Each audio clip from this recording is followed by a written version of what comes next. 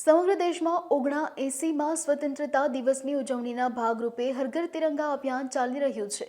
ત્યારે ગીર સોમનાથ જિલ્લામાં પણ દેશભક્તિનો માહોલ જોવા મળ્યો છે। જિલ્લા વહીવટીતંત્ર દ્વારા વેરાવળ ખાતે જિલ્લા કક્ષાની ભવ્ય તિરંગા યાત્રાનું આયોજન કરવામાં આવ્યું હતું। જિલ્લા કલેક્ટરની ઉપસ્થિતિમાં ટાવર ચોકથી શરૂ થયેલ યાત્રામાં અંદાજે 4000 નાગરિકો ઉત્સાહભેર જોડાયા હતા।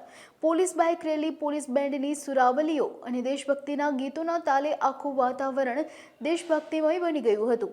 આ યાત્રામાં સીધી ધમાલ, નૃત્ય, હુડો રાસ અને કથક જેવા સાંસ્કૃતિક કાર્યક્રમો આકર્ષણનું કેન્દ્ર બન્યા હતા।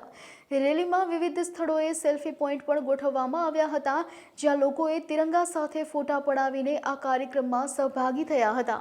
આગામી ઇન્ડિપેન્ડન્સ ડે એટલે 15 ઓગસ્ટ ની ઉજવણીના એક ભાગરૂપે એક લોકોમાં દેશભક્તિનો માહોલ બરકરાર રહે એ માટે આજે ગીર સોમનાથ જિલ્લાની જિલ્લા કક્ષાની તિરંગા યાત્રા આજે અહીંયા ટાવર ચોકથી કાઢીને છઠ્ઠા બજાર થઈ અને આપણે આખી લગભગ 2 કિલોમીટર લાંબી તિરંગા યાત્રા આજે કરીને લોકોમાં દેશભક્તિનો ઉન્માદ થાય તેવા તંત્ર દ્વારા પ્રયત્ન કરવામાં આવેલ છે।